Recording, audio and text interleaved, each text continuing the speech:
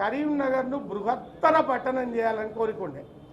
ఆయన శక్తి మేరకు ఆయన ఇండిపెండెంట్ ఎమ్మెల్యే ఉన్నప్పుడు ఏ ప్రధాన పార్టీ గవర్నమెంట్లో ఉన్న పార్టీ ఎమ్మెల్యే కానీ ప్రతిపక్ష ఎమ్మెల్యే కానీ 294లా ఏ ఎమ్మెల్యే ఆయన చేసిన పనులు చేయలేదు. కరీంనగర్లో చేసినని ఇప్పటి వరకు నీళ్లు తాగేది ఆయన చేసిన వాటర్ సప్లై స్కీమే.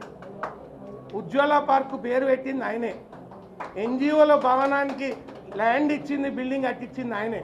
ప్రెస్కు ల్యాండ్ ఇచ్చింది, బిల్డింగ్ కట్టించింది మీడియాకు ఆయనే. సర్కస్ గ్రౌండ్కు 36 అవర్స్లో కాంపౌండ్ వాళ్ళు పెట్టించండి నిల్చొని, లుంగి మీద నిల్చొని. అక్కడంతా ఆకతాయిలు అడ్జేస్తుందండి. ఇట్లా వందలు వేల పనులు. దుర్షేడ్ల 132 kV సబ్స్టేషన్, ఇటువంటి ఇవి కాక పాపం ఆయన మళ్ళీ ఎలక్షన్ నేను గెలుస్తా, దీన్ని బృహత్తర పట్టణం చేస్తా అనుకున్నాడు. కానీ భగవంతుడు అవకాశం ఆయనకి ఇవ్వలేదు. కొన్ని గాడుపు ఉండే, ఆ గాడుపులో ఆయన కూడా కొట్టుకపోయాడు. ఇప్పుడు మళ్ళీ ఆయనకు ఆ రెండో కోరిక తీర్చే అవకాశం ముఖ్యమంత్రి గారు నాకు ఇచ్చిండ్రు. కాంగ్రెస్ పార్టీని బలోపేతం చేసి, కాంగ్రెస్ పార్టీ మేయర్లు, కాంగ్రెస్ పార్టీ కార్పొరేటర్ అభ్యర్థులను మెజారిటీ సంఖ్యలో గెలిపించి, డీలిమిటేషన్ అయితే 2 ఎమ్మెల్యే సీట్లు గెలిపించి ఈ పట్టణాన్ని అత్యద్భుతంగా తీర్చే దిశగా ముఖ్యమంత్రి గారిని మేమందరం పోయి బతిమిలాడి బామాడి, ఇక్కడ ఏదైతుందో మానేర్ రివర్ ఫ్రంట్ కానీ మనకు పెద్ద ఇండస్ట్రియల్ టౌన్ అయ్యే అవకాశం లేదు. Except for granite we don't have any other industry, we don't have any other రా materials here to supplement that industry.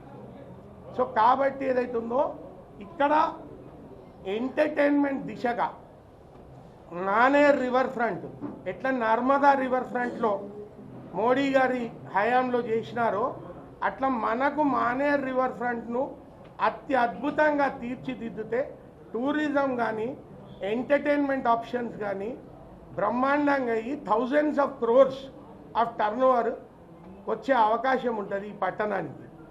So ఈ పట్టణానికి ఏవేవి అవసరమో, ఎట్లెట్లా అవసరమో అవి తీర్చుతూ పోతే ఒక నెక్స్ట్ 5 ఇయర్స్లో ఇప్పుడు ఈ పట్టణంకు మాకు అవకాశం ఇస్తే 5 ఏళ్ల టర్మ్లో మేము మున్సిపల్ కార్పొరేషన్ మీద జెండా ఎగరేసి ఈ 5 ఏళ్ల టర్మ్లో ఏదైతుందో చాలా బృహత్తర కార్యక్రమాలు చేసే ఆలోచనలు ఉన్నాం.